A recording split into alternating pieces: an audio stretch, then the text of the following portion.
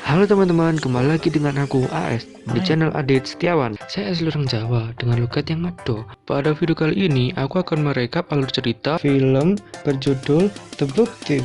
Film ini menceritakan tentang seorang gadis muda keturunan komunis yang tinggal bersama keluarga Jerman angkatnya pada saat era Nazi Jerman.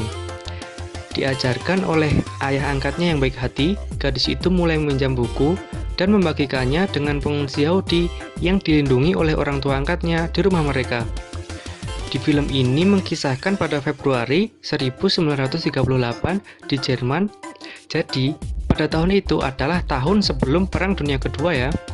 Di awal film diperdengarkan narator yang dinamakan Suara Kematian, yang menceritakan tentang bagaimana seorang gadis muda bernama Liesl Minger yang berusia 12 tahun sedang menaiki kereta api dan tiba-tiba si adik dari Liesl ini meninggal dalam perjalanan dan dimakamkan di samping rel.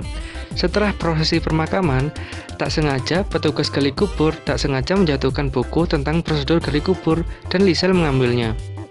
Singkat cerita, pada saat era kekejaman Nazi Jerman, Perang Dunia Kedua adanya penumpasan kaum komunis dan Yahudi di Jerman. Karena ibunya dalam pelarian dan merasa kekurangan dalam menghidupi anaknya, maka dari itu Liesl dititipkan kepada saudaranya di Jerman dan dijadikan anak angkat oleh ayah dan ibu barunya, yakni Bu Rosa Huberman dan Pak Hans Huberman. Pada saat Liesl tiba di rumah Pak Hans, Liesl terlihat ketakutan saat Rosa mengajaknya. Tetapi Pak Hans dengan lembut membujuknya sehingga Liesl mau keluar dari mobil.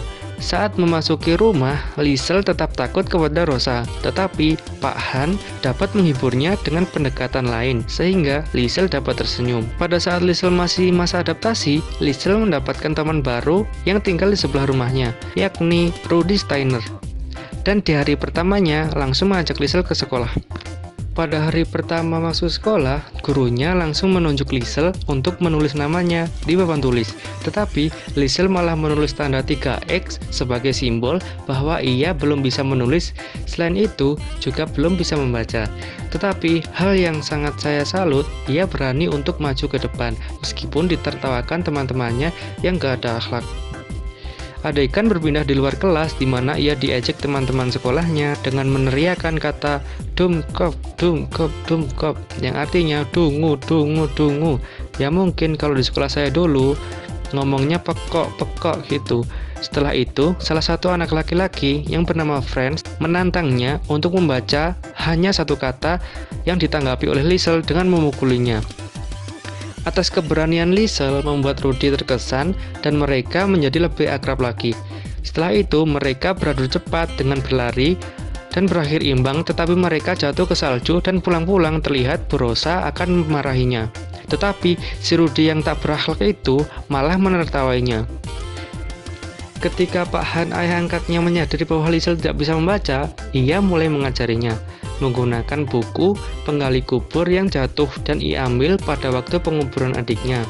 Setelah itu, Pak Han memberikan Liesl kejutan, yakni sebuah papan tulis raksasa yang Pak Han berpesan kepada Liesl untuk menulis setiap kosakata baru yang Liesl baca dari buku apapun. Pada suatu hari, Liesl dan Rudi menjadi anggota gerakan pemuda Hitler. Saat menghadiri upacara, Liesl dan Rudi diganggu oleh Franz sehingga melemparkan buku ke api unggun, tetapi Liesl kesal melihat buku-buku itu dibakar. Kalau menurut saya sih, buku itu tentang kaum komunis ataupun membahas tentang kaum Yahudi, mungkin sih. Karena pada saat era Nazi kan anti banget sama dua kaum itu. Saat api unggun berakhir dan semua orang pergi, Liesl masih di sana dan mengambil sebuah buku yang hampir hangus. Entah ia sadar atau tidak, dia dilihat oleh Ilsa Hermann yang merupakan istri Pak Wali Kota Burgermeister. Pada saat perjalanan pulang dengan ayahnya terlihat kepulan asap dari jaket Liesl karena api dalam bukunya belum sepenuhnya padam. Saat Pak Hans sang ayah mengetahui kalau Liesl membawa buku tersebut, ayahnya yang baik itu langsung mengajak bergegas pulang dan merahasiakan ini semua dan nantinya akan membaca bukunya bersama. Mendengar itu, Liesl langsung memeluk ayah angkatnya itu dengan sangat erat sekali. Keesokan harinya, ketika Rosa meminta Liesel untuk membawa cucian ke rumah wali kota yang luas dan berpagar, dia menyadari bahwa wanita yang melihatnya mengambil buku itu adalah istri wali kota. Sebaliknya, Ilsa membawa ke perpustakaan mereka dan memberitahu Liesel bahwa dia bisa datang kapan saja dan membaca sebanyak buku yang dia mau. Suatu hari, Liesel ditemukan sedang membaca buku oleh wali kota yang tidak hanya menghentikan kunjungannya, tetapi juga menolak Rosa sebagai mesin cuci mereka. Mendengar itu, Rosa sang ibu angkat Liesel sangat bingung sekali karena keluarga Pak Wali Kota tidak menunjukkan alasannya. Adegan berpindah pada saat terjadi sebuah peristiwa yang bernama Kristallnacht atau malam pecah kaca. Jadi gini, ini merupakan pogrom terhadap orang-orang Yahudi yang dilakukan oleh pasukan paramiliter, SA, dan warga sipil di seluruh Nazi Jerman pada tanggal 9 sampai 10 November 1938. Pemerintah Jerman mengawasi tanpa campur tangan. Nama Kristallnacht ini berasal dari pecahan kaca yang berserakan di jalan-jalan setelah jendela toko bangunan milik orang Yahudi dihancurkan. Pogrom ini adalah kekerasan kerusuhan ditunjukkan pada pembantaian dari kelompok etnis atau agama, terutama salah satu yang ditujukan untuk orang-orang Yahudi. Pada malam pecah kaca itu, adegan beralih di apartemen seorang bernama Mark van der Burg dan ibunya. Mereka adalah keturunan Yahudi yang diberitahukan oleh seseorang temannya bahwa hanya satu dari mereka yang dapat melarikan diri, dan ibu Meg memaksa untuk pergi. Ayah Meg telah menyelamatkan hidup Pak Hans dalam Perang Dunia Pertama, dan karenanya dia pergi ke rumah Pak Hans, di mana Rosa dan Pak Hans memberikan perlindungan. Meg awalnya tinggal di kamar Liesel saat memulihkan diri dari perjalanannya. Pada awalnya, Liesel sangat ingin tahu tentang Max dan buku yang dibawa Max.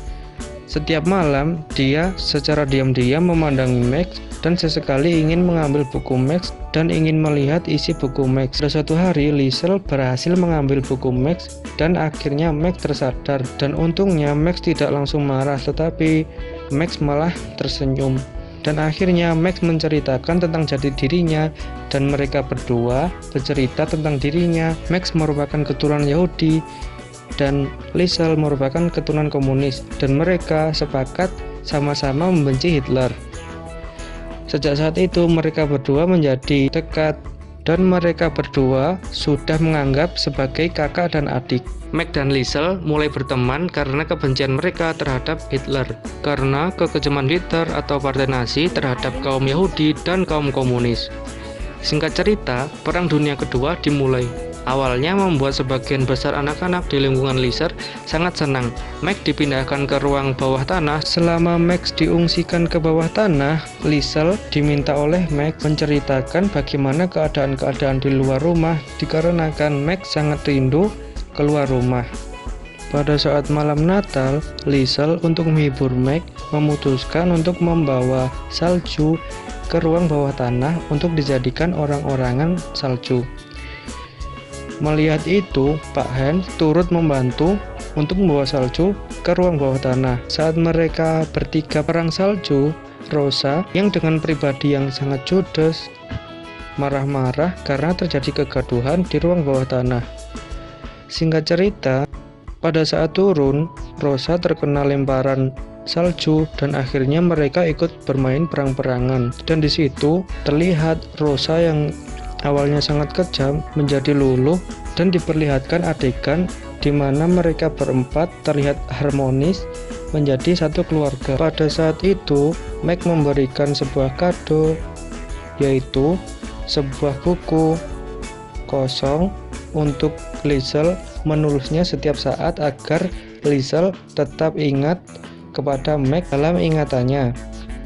Meg dipindahkan ke ruang bawah tanah, tapi di tempat yang dingin dan ia menjadi sakit parah. Liesel membantunya pulih dengan membacakan kepadanya di setiap waktu luang buku-buku yang dipinjam dari perpustakaan wali kota. Suatu hari saat sedang meminjam buku dari rumah wali kota, Liesel diikuti oleh Rudy. Dia menemukan rahasia Meg yang namanya dia baca juga di buku yang diberikan oleh Meg kepada Liesel untuk Natal. Rudy menebak bahwa keluarganya menyembunyikan seseorang dan dia bersumpah untuk tidak memberitahu siapapun. Fran sengaja mendengar kata-kata terakhir Rudy dan dengan kasar mendorong Rudy untuk mengungkapkan rahasianya. Rudy melempar buku itu ke sungai untuk menjaganya dari Franz. Setelah Franz pergi, Rudy terjun ke sungai es untuk menyelamatkan buku itu, dan Liesel menyadari bahwa dia benar-benar bisa mempercayainya. Setelah itu, anggota partai lokal datang untuk memeriksa ruang bawah tanah Huberman, dan mereka harus menyembunyikan Max. Saya berpikir Franz lah yang mungkin mengadukannya kepada partai lokal tersebut. Saat para petugas menggeledah ruangan bawah tanah Pak Hen, jadi Max sudah disembunyikan oleh Pak Hen di balik bendera Jerman pada saat itu. Dan akhirnya, Pak petugas tidak menemukan Max di ruang bawah tanah. Setelah Max tersadar dari kondisi kritisnya, Ibu Rosa segera memberitahukan berita ini kepada Liesel yang sedang bersekolah. Di depan guru dan teman-temannya, Rosa terlihat garang kepada Liesel. Setelah itu, di belakang teman-teman dan guru, Ibu Rosa terlihat perhatian kepada Liesel. Dan Liesel sangat senang mendengar berita Max yang mulai membaik. Singkat cerita, Rosa meminta Liesel untuk segera kembali ke kelas. Agar Liesel tidak terlihat tertawa, Rosa membantu senyum dalam Liesel itu, sehingga tidak menurunkan wibawa Rosa yang terkenal sangat garang di kota itu. Pada saat Max benar-benar pulih dan dalam kondisi sehat, mereka memutuskan untuk melakukan perpisahan. Dikarenakan Max harus berusaha untuk sembunyi dari kejaran partai Nazi yang terus-terusan mencari orang Yahudi dan memberantasnya. Setelah terjadi perang sungguhan, membuat ketakutan di seluruh wilayah, terutama wilayah sekitar tempat tinggal Liesel, dan mereka langsung diungsikan di bawah tanah. Saat bekerja, Pak Hans melihat seorang tetangga dan temannya bernama Lehman dibawa pergi oleh polisi karena dia adalah seorang Yahudi. Pak Hans mencoba untuk campur tangan, memberitahu petugas bahwa Lehman adalah orang yang baik. Tetapi nama Hans diambil oleh tentara dan ia dilempar ke tanah. Hans menyadari kesalahan apa yang telah dia perbuat. Karena ini membuat keluarganya terlihat. Dia memberitahu keluarga dan Max menyadari dia harus pergi untuk melindungi mereka. Pak Hans kemudian menerima telegram bahwa dia telah wajib militer menjadi tentara dan harus pergi. Dalam perjalanan pulang dari sekolah, Liesel percaya dia telah melihat Max dalam barisan orang-orang Yahudi yang dipaksa berbaris melalui kota, dan ia mulai meneriakkan namanya, berlari melewati garis, padahal Rudy sudah mencegah Liesel. Dia dilempar ke trotoar 2 kali oleh tentara Jerman, dan akhirnya menyerah pada saat Rosa menjemput dan membawanya pulang. Pak Hen kembali ke rumah setelah terluka dan keluarganya bersatu kembali, hanya untuk waktu yang singkat. Suatu malam, kota itu dibom secara tidak sengaja dan sirine serangan udara gagal berbunyi. Pak Hans, Rosa, keluarga Rudy, dan Franz tewas dalam ledakan itu.